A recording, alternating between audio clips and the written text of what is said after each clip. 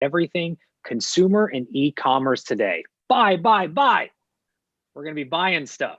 But what are we buying? How are we buying? This is something that we've been talking a lot about here on VCTV and has definitely changed due to the digitization here in 2020, as we've been looking at how our purchase decisions, our platforms, and how and where we buy has dramatically changed. This has been an acceleration we've been looking at for a number of years, but here it is. More of us are buying online than ever before. What does that look like today? What does it look like tomorrow? And what does it look like in the future? As we switch from physical to digital goods, there's a lot to talk about, and we've brought the best and the brightest from around the world who are not only investing, but also building and have built some of this in the past, here to talk about where things are going in the next year. And with that, a big thank you to you, our audience, for tuning in. If you like what you hear today, make sure you click the subscribe button down there in the corner. We'd love for you to also reach out if you would like to be on a show like today, to join other investors to share your thoughts and insights around technologies, industries, and regions around the world. And entrepreneurs, this is also an opportunity for you. There's less than 80 days in Q4, which means you are sprinting towards the end of the year. It is a great time to jump on the virtual stage here at VCTV to share your product and company with us here as investors, to not only get real-time feedback, but also to start building a foundational relationship with us, and also great exposure to our live audience. Do reach out to the team and or myself, and we'd love to find the right set of investors and panel for you. And lastly, a big thank you to the LA Token team and to Emmanuel for making VCTV possible every single day. With that, let's go ahead and dive in and welcome each and every one of our outstanding investors and guests today, as we've got an exciting panel for you today. Jose, welcome. You are first up in my left-hand corner. We're going to kick it off with you today. A little intro, a little background for everybody. Hi, Kyle. Thank you for having me here back on your show. Really love it every time. So my name is Jose Grasa. I've been a serial entrepreneur now for more or less 40 years. Business angel for around 26, and a VC for more or less 3 years. I've built essentially a lot of brands in the past, mainly in consumer area. So this topic we have today is really my cup of cake. I like much more to be an entrepreneur than being an investor, and the main reason why I like to be more entrepreneur is because there's a much bigger challenge in building up things, and it's much more harder, in my opinion, personal opinion, than investing. Happy to be here, and let's kick it off. Wonderful. Cup of cake, by the way. First time I've ever heard that expression. I love it. Cake in a cup, if you haven't tried it as well. Also very tasty during fun days. So thank you, Jose, for kicking that off.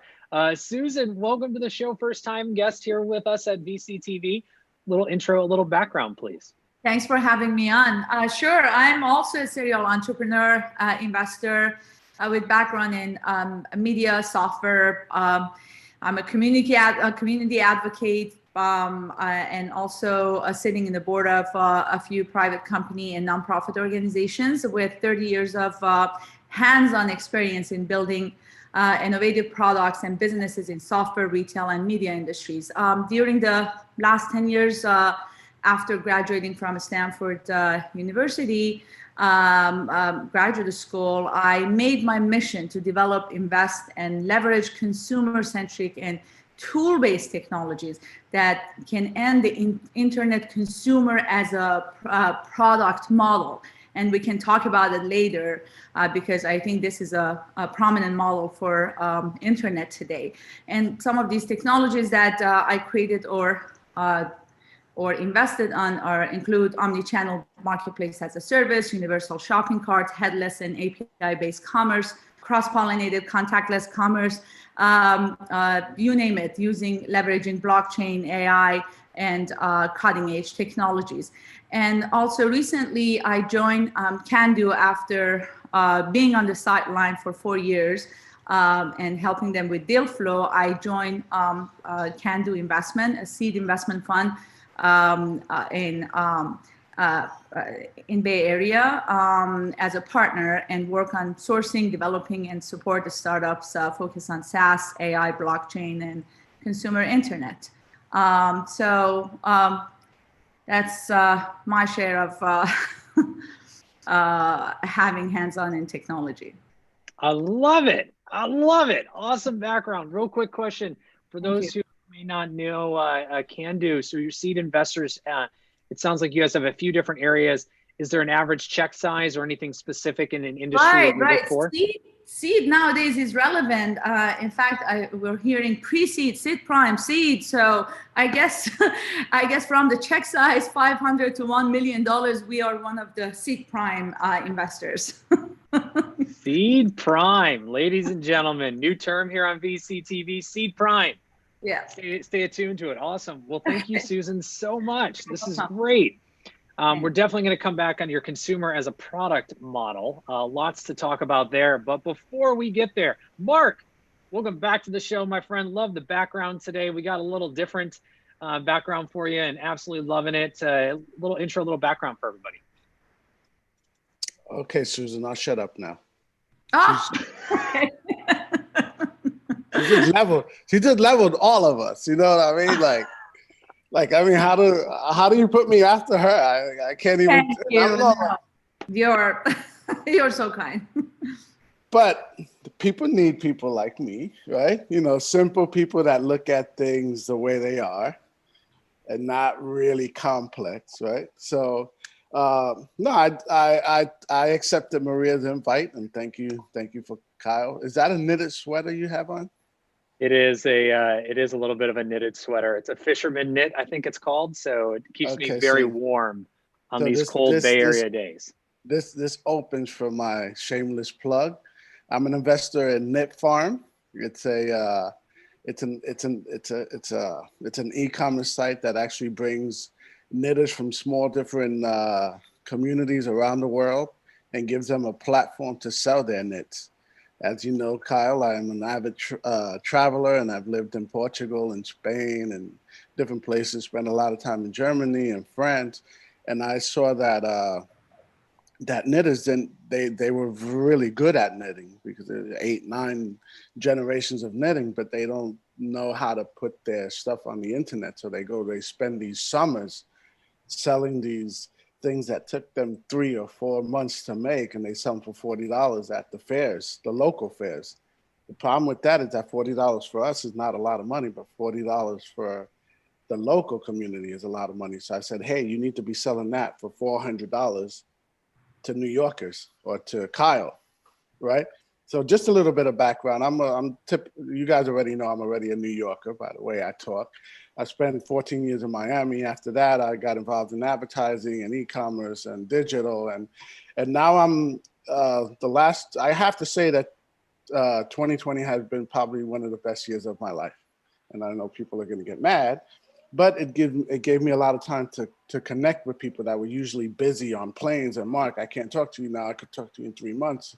Now they say, hey, can we talk in 3 hours? So I'm looking for people simple people like the knitters that need investors. I'm not looking for the people that have it all figured out. You know what I mean? Some people don't have it figured out. So if you need figuring it out, you can call me. Then when we get to that level, I'll call Susan.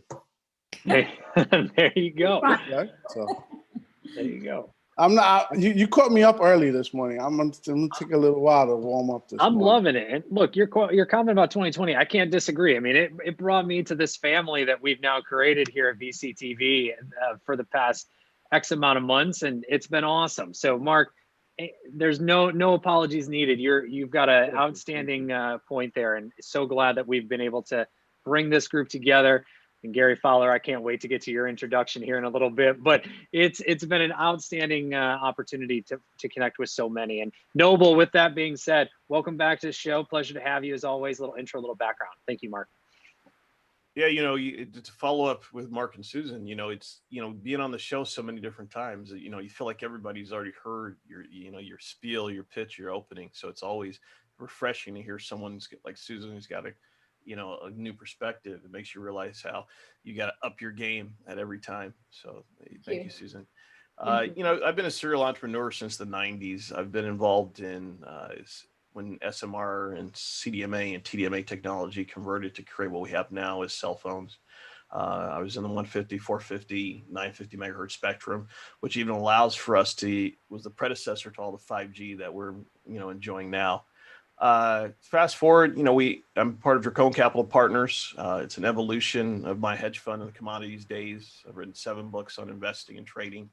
And now I work closely with maccelerator.la to work in, I guess I got to understand the lingo now because I've never heard of seed prime, but we're pre-seed area, anywhere from 25,000 to 100,000 and our mandate is over the next 3 years to help 300 companies and more of a diversity expansion, working with underprivileged, underserved communities, both women, minority, and even international. We've been doing it for the last 2 years, and now we've kind of been a lot more aggressive in our mandate to really get people the opportunity to break into the space.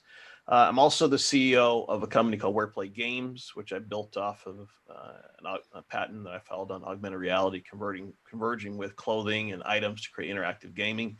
And for the most part, I'm just open to working with anybody who has a good perspective. We're also looking for LPs for our venture fund to work with diversity inclusion, and just happy to be here as always, Kyle.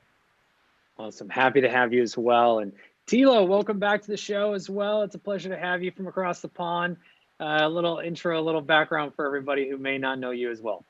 Yes, definitely a bit US heavy today.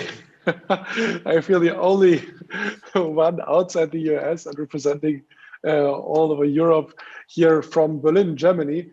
And greetings to all of you at the East Coast and West Coast. Very nice to be here and great to tune in from the tech capital of Europe, at least. And yeah, my name is Tilo Bono, and I'm running here with Piavo PR, Europe's leading technology PR firm. So we represent a lot of US tech companies that are coming to us, to beautiful Europe, to do business here. Companies that you all know, like Stripe or GitHub or Shopify, investors like Silicon Valley Bank, GitHub, many more. And so it's very great to be with all of you here. And yeah, we help them with public relations, social media, content marketing, influencer relations, whatever helps them to spread their word and to get the attention that they deserve here in Europe and conquer new markets. And on the other hand, I'm also, of course, investing as a business angel, but also in more than 15 venture capital funds all around the world, from Japan, Singapore, Hong Kong, but also, of course, here in Europe, in several countries, in LA and Seattle, in San Francisco. So it's really great. It gives me a great overview what's going on and what kind of new business models and new business all around the world happen. And it's always great to work with investors together to help them to make, raise and shine their portfolios. And when investors give the money, we can give the fame. So I think it's a good combination. Money and fame. There you go. Tilo's your guy, ladies and gentlemen. Gary Fowler. Talking about fame, right? Oh yeah, talking about fame. Oh, Tilo set this up. The $1 billion guy, man. That's the $1 billion guy. Oh my gosh, I don't even have to do this intro today. Everyone's helping out. This is amazing. Gary Fowler. I don't even know what to say. The printing press of artificial intelligence, ladies and gentlemen. Welcome back. Intro, background, you know the rep. Yeah, so I've been doing startups for over 30 years. I don't even know what to say. You guys are hammering me to death. I write a lot. So I'm publishing 4 articles this week. We did CNBC on Friday, which I'm really proud of. It was really cool. Actually, they reached out to us. I love startups. I'm in Palm Beach in Florida, but normally I'm in Silicon Valley.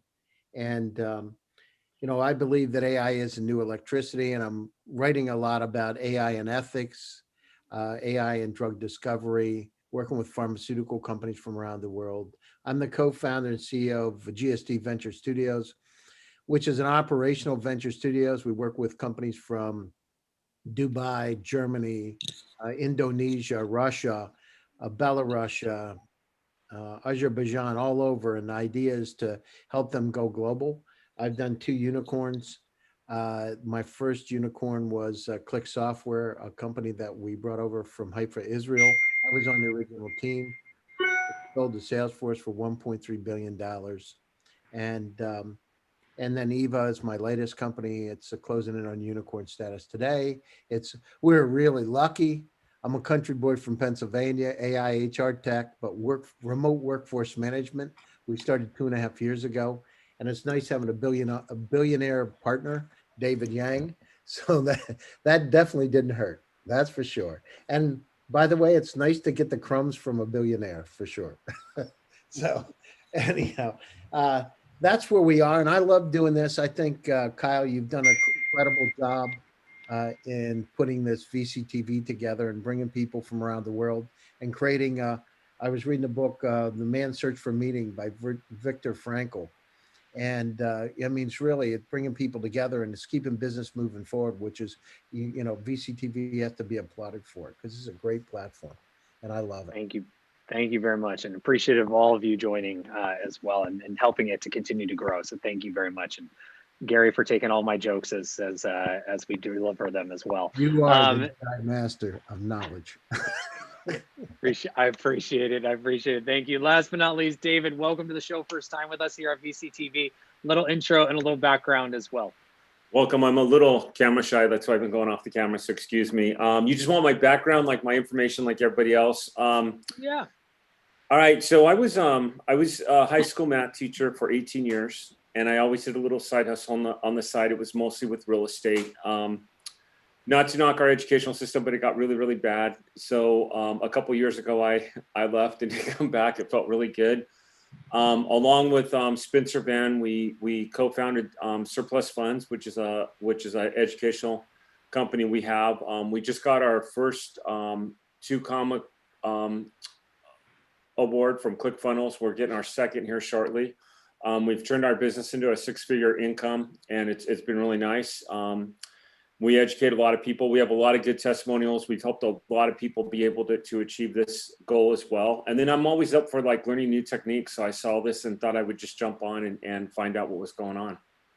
Wonderful. Well, thank you very much for joining, and welcome to the family of VCTV here, both to you and Susan, first time. And we'll be diving into some topics here in just a second, and we'll get the show on the road. So with that being said, to everyone, we're talking about consumers and e-commerce. What has changed? We all know that, again, 2020 has seen a dramatic acceleration in the way that we have looked at things from a consumer behavior side, but then also how we are buying things. So looking at how our marketplaces have changed. More purchases online than potentially any year before that. It feels like Black Friday, Singles Day, Cyber Monday, whatever you want to call it, from anywhere in the world, it feels like the biggest shopping day every day or every weekend here in 2020. But what does that mean going forward? What does that mean in terms of investing and opportunities and trends as we look to how these things and this time here in 2020 will shape our future for e-commerce and us as consumers as we look forward to this? Jose, let's start with you. What are your thoughts as to where the current state of e-commerce and consumers is and where we think we're going? So in order to understand that, we need to go a little bit back in time. I remember quite well that I started with my first online sales in the year of 2000, very premature.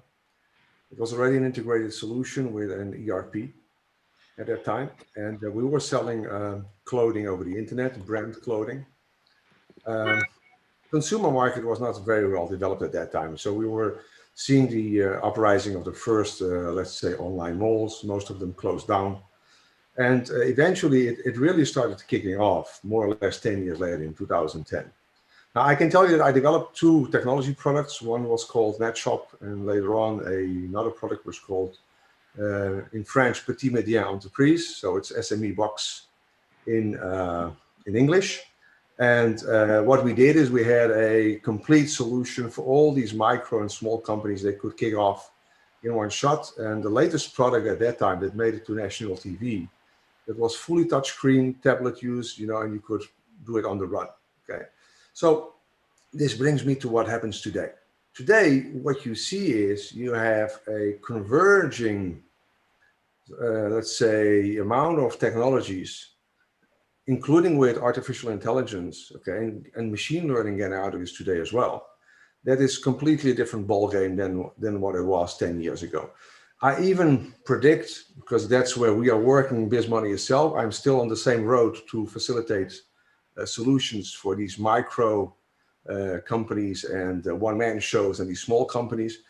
I even predict that in the future, there is no shop. In essence, it doesn't make any sense anymore for an individual to have a shop, because what you need exposure to social and getting in touch with these consumers immediately. And if you look at what's on the market today, the advertising model has changed radically. People don't go immediately in a shop anymore. What they do is they are on social, they see something they like, which is targeted to them with, let's say, artificial intelligence. They click on it, they like it, they buy it, and that's it, right? So that's what it is today. A lot of more things will happen in the future, definitely. And I would like to listen to what the other panel members have to say about this as well. But what I see is that shops, in essence, how it is today, is the past for me. We need to look at some targeting, marketing, advertising, and e-commerce. I call it e-commerce targeting, okay? And also the physical shops, they will continue, but they will converge completely with these digital solutions. So that's where the goal is, especially with COVID. We have seen the acceleration of a lot of traditional businesses that are forced to go online. Some of them, they even were like 5 years behind in technology. Now, suddenly they are thinking, and I've seen a few, that they are 5 years ahead, thinking 5 years ahead how to make it happen today. Yeah. Oh, that's a good point. I mean, some of this that you're referencing also touches back on the online to offline or O to O model that Jack Ma of Alibaba had created. Slightly different variation, but the idea that you can do shopping online and finish it in the store or vice versa. But then the way that online shopping has transformed into whether it's curbside or in-store pickup to no longer having to be in the store as well is one of the trends. And the other, as you mentioned, around e-commerce targeting, this is kind of what Instagram has become grandmasters in, if you will, being able to serve you products before you need them and getting you to buy things that you may or may not necessarily need. But that's we'll come to, I think, here in Susan's point, looking at the consumer as a product model. But before we get to that, Susan, to you, current state, what are you seeing as e-commerce has shifted here in 2020, looking ahead to the year in front of us? Okay, well, at least in the US, we've been behind maybe even developing countries. We only have, only 11% of our, 14% of our retail sales was coming from online sales before pandemic, while in China, India, and other countries, we see up to 40% or even over 50% coming from online. So we were behind the wheel compared to all other countries in adopting online sales, because maybe because we had established infrastructure and those guys had an opportunity to leapfrog. Currently, I'm waiting for the 2020 numbers when it comes out, but there are some elements that make me believe that probably we don't see that much of we don't see that much of progress in the online sales. First of all, the demand shifted. High fashion retail probably with high margins is not doing well. As you can see, many of the retail stores like Neiman Marcus and others filed bankruptcy. Well, when you're staying at home, you definitely don't need high fashion, at least for the time of pandemic. The other element that maybe contributes to the low retail sales this year is she-session. I don't know if you've heard about that expression, but it was in the news, USA Today, a couple of weeks ago. Over 865,000 women actually left the workforce just last month. Millions of women who are responsible for online shopping. 83% of the online shopping is done by women. Even over 80% of the stuff that are purchased for men have been purchased by women historically. So if they don't feel like shopping and they're staying home and they're busy with cooking and take care of the kids, being the teacher, mom, entrepreneur, whatever, at home, we should see that, we don't see high margin retail sales going on. Maybe commodities, yes, we're trying to stay away from the stores, but that will contribute to the low online sales. As you can see, if you see the drop in the online sales, is just like plunging down. I'm not sure where the numbers are much better than before, and half of the online sales was attributed to Amazon anyway. So the top retailers didn't have that much of share in those online sales before. However, now I think for some of the people who were laggards or they didn't want to adopt the online shopping, there was an opportunity to learn, to actually mitigate the learning curve. And maybe in the future, when the market comes back, when the pandemic is over, we can see better numbers, as I said, compared to the rest of the world in the United States. Thank you for that, Susan. Mark, to you, current state, what do you see in furthering on Susan and Jose's point? I think we're talking about consumer e-commerce, but we're focused more on the seller. The seller is actually creating the behavior behind the consumer. How's the consumer behaving? No one answered that yet. We're saying the consumer's doing what they're telling him to do, but why is he doing that? And what I'm seeing in e-commerce and the consumer is that the consumer now has the ability to look for things that they want at a cheaper price, and that's why they're buying more, because there's more competition on the seller side. The Amazon is competing against the other guy, and the other guy is competing against the other guy.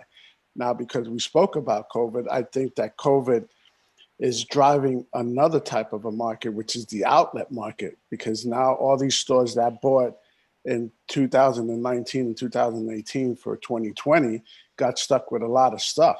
I can go get a barbecue grill now because there was no July 4th and no parties or whatever. I can go get what used to be a $200 or $300 barbecue grill for $40.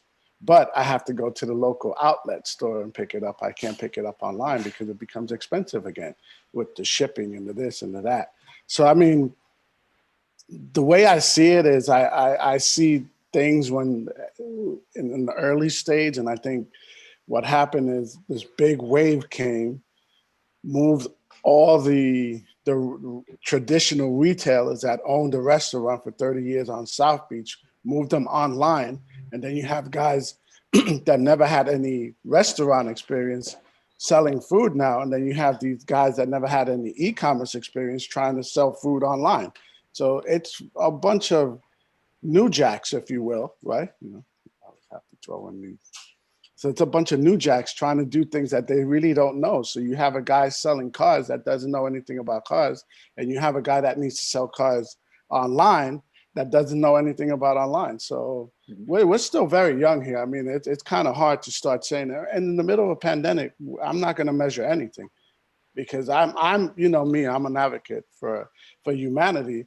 And when Jose speaks about, how he sees the future, I'm like, you mean my son and my grandkids aren't going to be outside going and getting an ice cream? They're going to order it and it's going to come in a drone, and that experience of granddaddy with an ice cream, walking down the streets of Porto or London or whatever, getting an ice cream, that's going to go away. I can't imagine myself in 30 years ordering an ice cream, but it's probably going to happen for my grandson because humanity is stuck in some little cave buying everything online. I just can't see it like that, and I won't advocate that. I'll advocate, saving humanity, which is something I always say on your show, that we should have people playing games, but not 23 hours a day.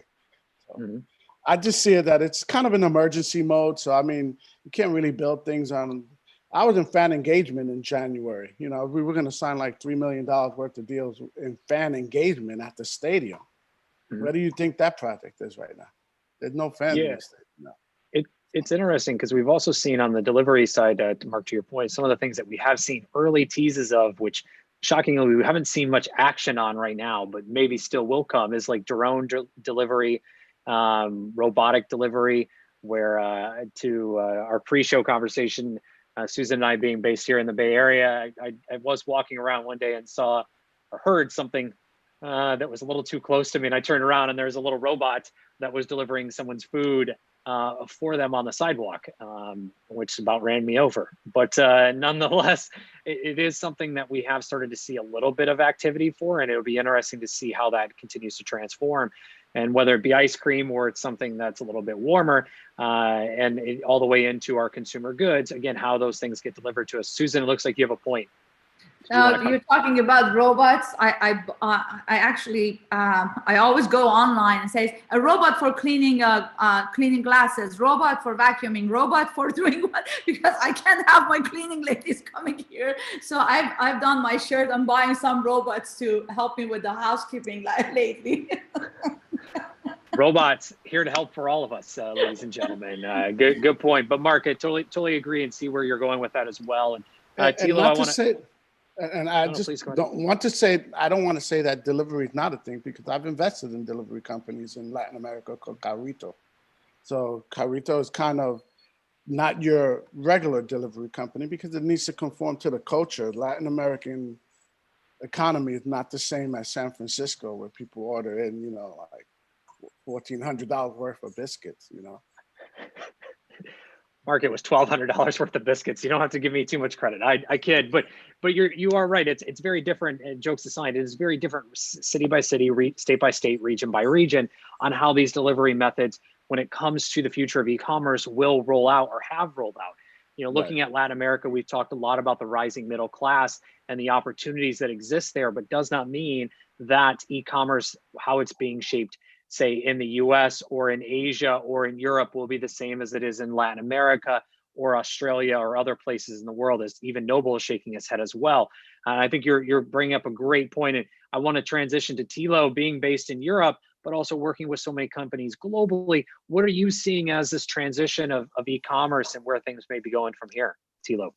Yeah, when I look at the marketplace e-commerce sector, I saw that interestingly many re-commerce companies, so companies where you can sell your used goods like your books, your video games, your computers, they really been very, very successful because, of course, people wanted to make money. They also spent more time home. So they saw maybe, oh, there are these old books in my library that I don't use anymore.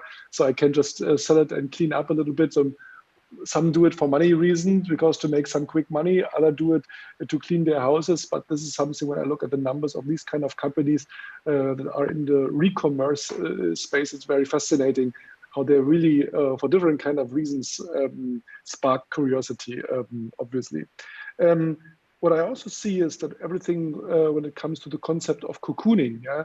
So buying online furniture, making your home beautiful, gardening, when it comes to lightning, things like that, definitely also a sector that definitely benefited. And clearly, when we're talking about all this consumer electronic stuff, I mean, look at companies based in Paris, for example, with things they're doing, smartwatches, Wi-Fi scales, all this kind of stuff. I mean, amazing how much they sold and connected, because people then became more active, had more time for running, doing fitness, doing sport, things like that. But definitely also an actor, same as for like all these air purifiers, air filters, things like that, machines that you can connect with your phone. So definitely a big sector. And when you look at other sectors like delivery services, not just the traditional ones where you order pizza or sushi, but also companies that have these kind of cooking boxes, you know, where you get all the ingredients delivered to your home, can cook by yourself, etc. Also they had a definitely big spark. Of course, also all the entertainment services, when you look at companies in Europe like Deezer, for example, competitor to Spotify and co, definitely also when it comes not just the music part, also when it comes to podcasts, yeah. So definitely also here a spike in numbers, and great to see. And last but not least, as I always have also an eye on China and Asia. I think that was I think when it comes to the stock market, When I looked there, I think it was a plus during the pandemic of 200%. Because when you invested in tech, especially in all the education applications, where you can learn a new language, where you can educate yourself through videos and other educational programs, that was definitely a massive spike. And this in combination with the overall trend of the consumer electronics and e-commerce and marketplaces. So when you look at the stock market in Asia and the tech sector, I think that is the best year ever. So very, very exciting. And yeah, back to you, Kyle. Wonderful. Mark, do you have a point? Do I see a finger raise or? No, that's not my finger. That's my. Okay. Okay. So, no, you're not going to interrupt people. No. Good. It's all good. Gary, to you. Thank you, Tilo. Gary, to you. What are you seeing as the current state? Well, I mean, let's look at the numbers. So September was up 43% in online sales year over year. And just the 13th to 14th of October for Amazon Prime, you know, it was unbelievable. They did 10.4 billion for an increase of almost 45%. So well, let's look at where we are, right? I mean, the numbers are being blown away. It's predicted that this holiday season will be up 24% year over year. So, I mean, the whole idea of, you know, AR to enhance, you know, the experience, voice, chatbots, I mean, hyper-personalization. How do we get closer to the customer? I have I'm the CEO of a retail tech company that's working on taking brick and mortar and actually make it have a more personalized online experience. So really this hybrid model where we're actually cross-pollinating is really critically important. And of course, this, you know, the pandemic is probably going to last another, you know, year plus, maybe a year and a half.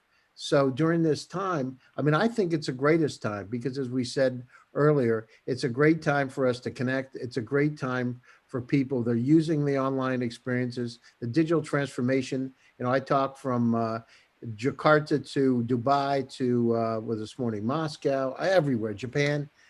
And it's the same. I mean, this is the way it is. The good news is it's helped us push the technology envelope.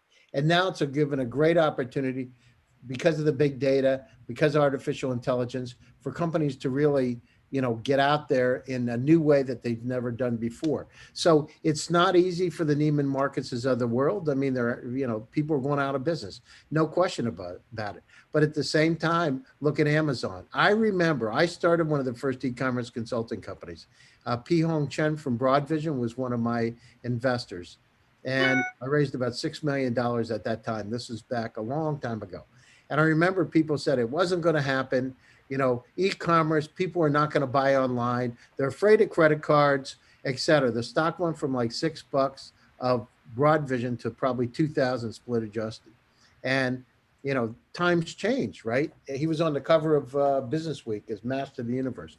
So we are at the most incredible time we've ever had because it's not just about the US, it's about the world. Look at it, Kyle. All the shows, it's people from around the world are coming in to VCTV and participating because this is now a global phenomenon, not just about the US. It's about China. It's about Japan. It's about Europe. So, but we've got to go down and take and hyper personalize, use data from not just shopping experiences from everywhere to make it easier for people to shop because we're being inundated with information.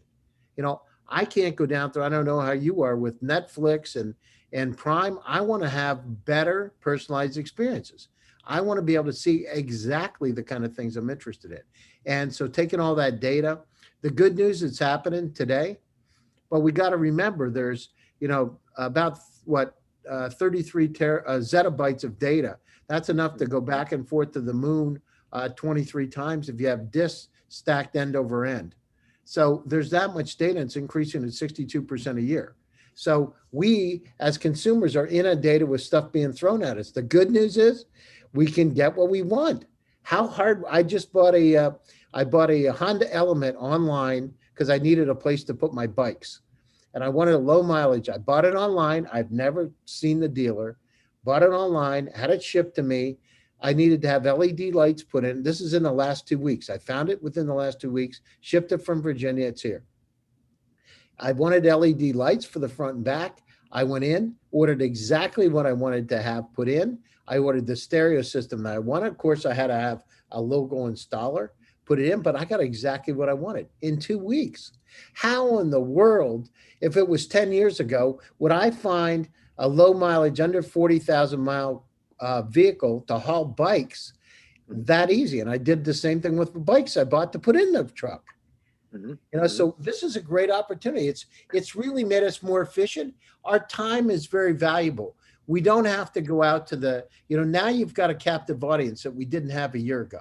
People are in front of their screens, in their homes, working, and also they got a lot more free time. I mean, on one side, they're working hard, but they do have time to be able to look online and shop. So I'm excited. I'm truly excited about the experience.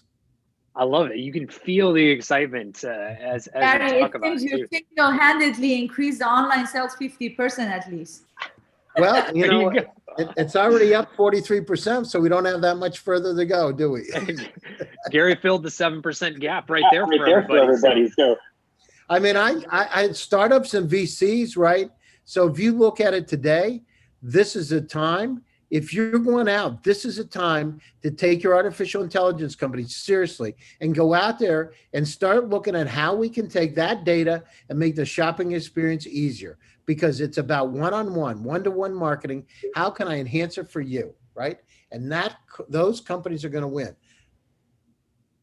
I think you're right, Mark. You're championing it as well. And one thing I'll add is, even this weekend I saw a commercial for getting a car delivered. No need to go to a car dealership anymore. Just go online or on an app, find your car, and they bring it right to you, which is Carvana.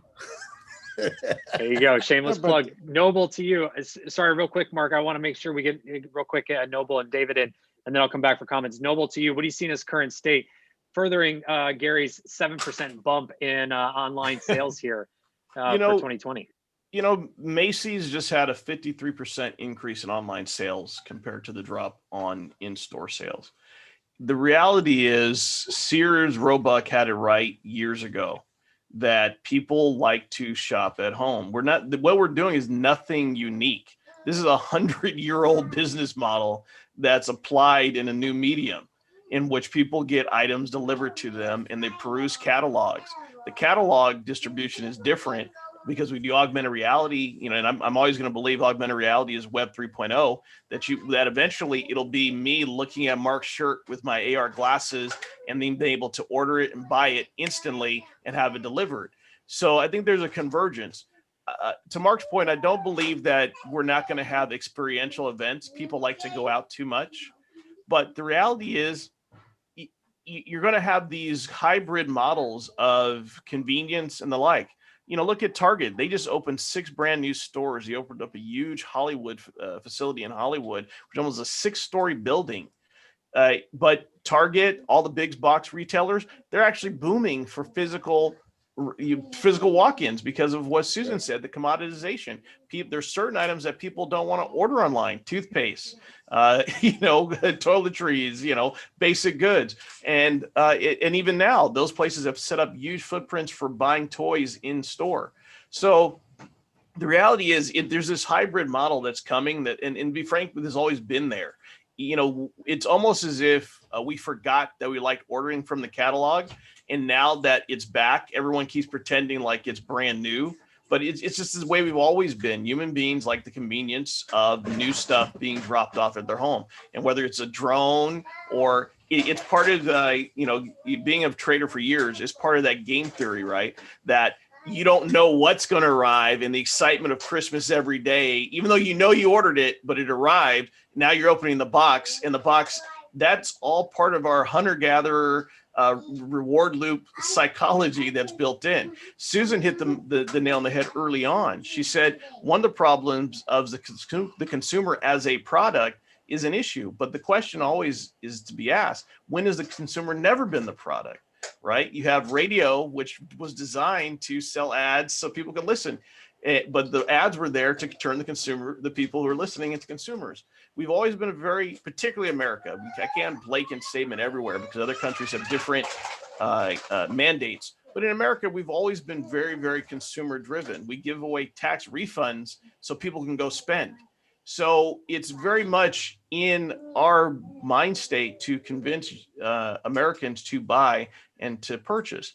The beauty of all this is we've found a more comfortable way of being part of the ecosystem. We are starting to trust and rely more so probably than ever before on third parties to be able to deliver on their promise. And because we know humans are infallible, we've set up so many great automated systems to fill the gaps for human fallibility. So the idea of drones and the idea of software and the huge efficiencies that Amazon has built in and be able to pick and pack, sort and deliver using barcode scanners, all that really awesome components that have evolved have really allowed us to feel confident that when we make our order, the product doesn't arrive 6 weeks later, it arrives same day. So it's this idea that the consumer is this idea that the consumer and the actual seller are at odds. But to be honest, everybody's working in this cohesive fashion. The biggest concern, because I'm always been an anti-consumer in the idea that consumerism can hurt. The biggest concern is how do we then make all of that packaging, goods, all that stuff become more green, right? More environmentally friendly, so that people can be not feeling like they're in the way of destroying the environment, but really being a part of the evolution of what this looks like. And that's really the biggest concern. I think that this whole trajectory is nobody is going to stop ordering online. Nobody's going to stop instantaneous ordering. One of the great, and I don't know if you guys read The Hustle, it was one of the great direct zines that I get. They had a great article about a company, North Dakota. They produce direct-to-consumer peanut butter, Nerdy Nuts. Really cool. They do all kind of really awesome white chocolate peanut butter. They saw the landscape and they said, hey, everybody is buying health peanut butter, but why don't we just go the opposite direction and just create fun peanut butter? These guys went from a family, husband and wife side in the garage hustle business to now they're doing over $500,000 a month, an explosion. It got to the point where they had to stop the day-to-day sales and only release offerings every Sunday so they could handle the production. So it's the idea that consumers are going to find these cool niche items that they really, really like. And they're going to find them on social media. They're going to find them through AR. They're going to find them in video games. And then they're going to go out and search where they can buy them. And they're going to go direct. But all the efficiencies that have been created for deliverability is what everyone's benefited from because of the Amazon model. The question, I guess, really is, as we look forward to this increase, just how do we keep it green? And how do we, I've got we've ordered stuff all the time from Amazon. We have tons and tons of these darn Amazon boxes. What are we going to do with all this stuff in the packaging and all this stuff? That's where I think the downside of a lot of that is how do we make sure that we're not ruining things? Absolutely, Noble. And I think you're bringing up a great point. And sorry to cut you off there, but we're short on time here on Partner Monday. But you're bringing up absolutely outstanding points around sustainability and also the future of supply chains, which we've talked about here as well, and how this hyper localization model has really started to take off. And Nerdy Nuts, I'm craving some peanut butter, but also the Christmas Day effect. I mean, you order something as small as a binder or a cup, as you mentioned, and it's coming, but you get it. You open it up and it's like, oh my gosh, this is the greatest day of my life because I got a package. It's definitely a rewarding effect that we're not going to see slow down. And I think we're going to just see continue. Even when the drone delivers my coffee early in the morning, just before BCTV, I will still be excited. Like it's a fresh Christmas day as well for me. But David, last but not least, any thoughts around the current state of things? And then I'm going to come around for one last question, everybody, before we wrap. So David, to you. I've been kind of just soaking this in, but no, I have no thoughts right now. I appreciate it. Yeah, this has been good. Awesome. Wonderful. Well, I mean, I have a lot of thoughts, I should say, but I'm kind of like just soaking all this in, just hearing everyone's where they're at and the whole digital and the whole AI and just where it's going. And I think they're absolutely right. I've had a lot of real estate flipping. I just look at when I first started out in real estate and where I ended up. And it was just the difference is like used to be when you wanted to go get a title report, you had to go down to the courthouse and pull one. I know I'm dating myself, but you actually had to go down to the courthouse and pull it, or local. Now you can just pull everything up online. It's all become digital. And just imagine another 4 or 5 years from now where it's transpiring to. I do believe that people have to go out and hunt their own meat and find their own income. And I do believe that things that are happening in regards to technology in the world are just radically different, and it's going to just continue to just change. So yeah, sorry, that's a kind of a long segment there. No, that was a very short and sweet segment. So don't apologize at all. That was perfect. Thank you, David. And Susan, I want to come to you quickly on the consumer as a product model. There's a few points you wanted to touch on there, so I want to give you that time to do so, and then I'll be coming to everyone for closing thoughts. Yeah, I get back to my experience. 10 years ago, I was studying, I was working on a research study in Stanford on user privacy, why we are targeting and retargeting customers. We're everywhere recommending stuff that they don't want or they don't want it at that time.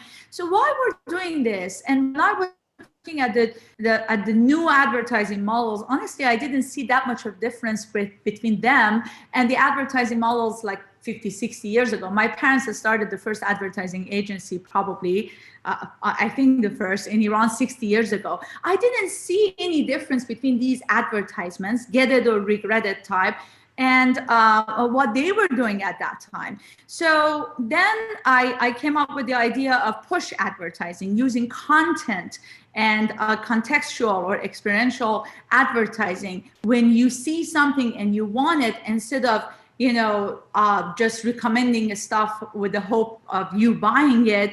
When I see something, there should be a technology, or technologies to help me to shorten my discovery and decision journey, from discovery to buying to delivering it to my house, hopefully without a package on a scooter, let's say, right? So how we can create a world that when I'm watching a movie and I see that dress on the actress, in 15 minutes I can deliver it to my house. So I invested and developed technologies and multiple companies that I'm involved with to create this experience that, I want this, I want to buy it at the best price, at the shortest time, and deliver it to my home in a green way, right? A scooter driver brings it home, and I don't have to even use my credit card. I put my face front of the screen of the scooter, and everything is paid. And you know what it is? This is cross-pollinated commerce. This means that the retailers, technology companies, media companies, social media companies, they have to work hand in hand, and they have to put an end on the point solutions, because that's how we can serve the consumers. That's how we can be a tool-based technology. We can provide a tool-based technology and serving the customers rather than selling their data to whoever we can sell to target them and retarget them with everything that they think is the right thing for the consumer.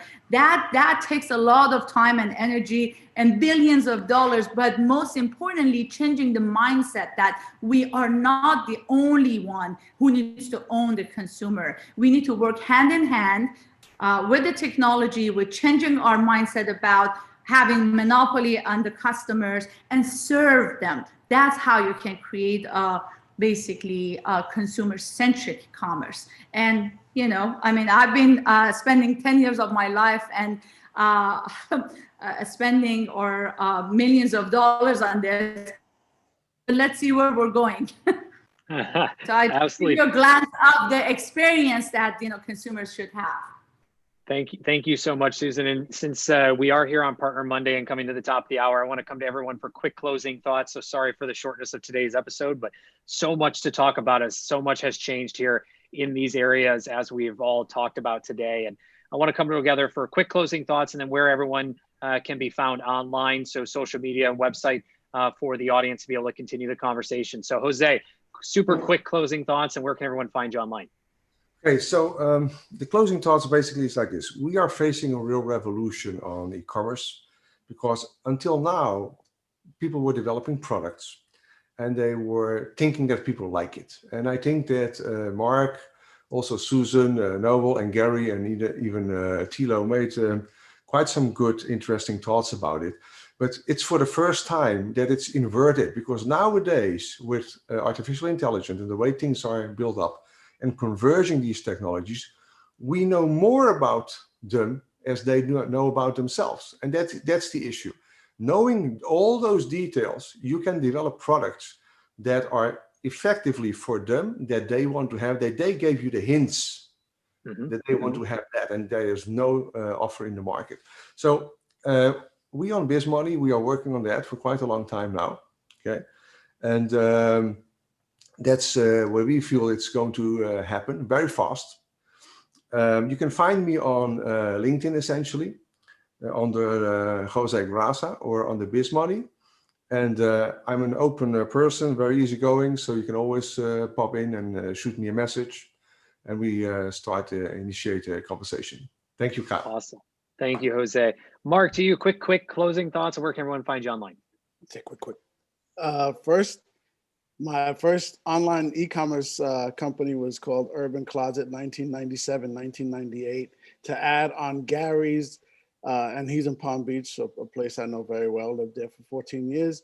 Bought my first car online in 2001 at a Lexus dealership, went in, picked it up about an hour later. So to wrap this up, e-commerce and everything that consumers are doing right now today that's popular is not new.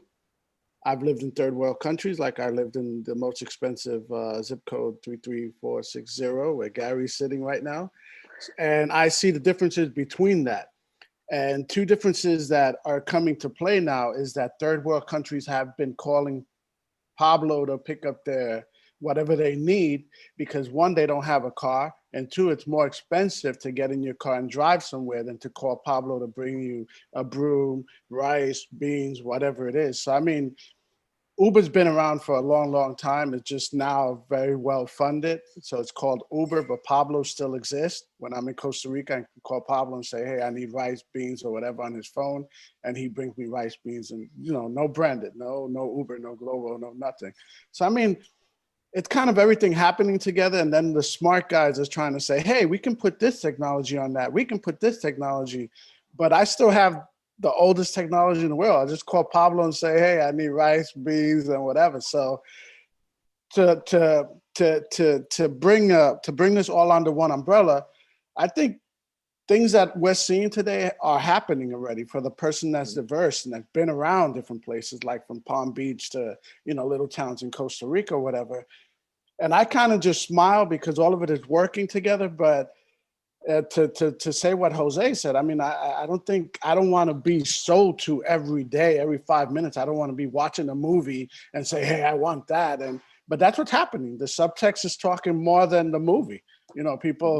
People want the dress that's not the protagonist of the movie. That's right. Just a fact. So you need me to say where they can find me now? Yeah. Sorry. Okay, marklugo.com or Mark Lugo LinkedIn. Sorry, Kyle. All good, Mark. All good. All right, Tilo, no, you're great. Thank you so much, Mark. Tilo, to you, super quick, 30 seconds, closing thoughts. Where can everyone find you?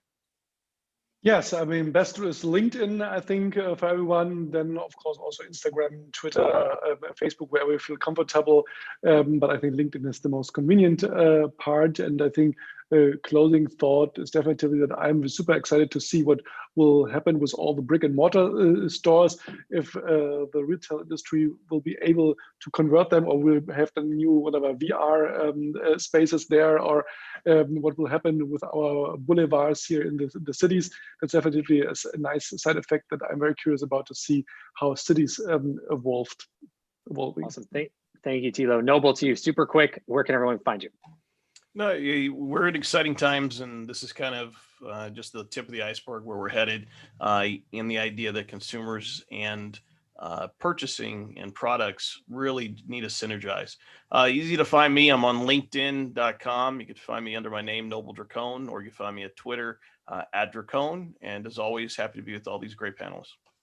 Awesome. Thank you so much, Noble. Susan, to you, quick closing thoughts, and then where can everyone find you online to continue the conversation? LinkedIn is the best place to find me.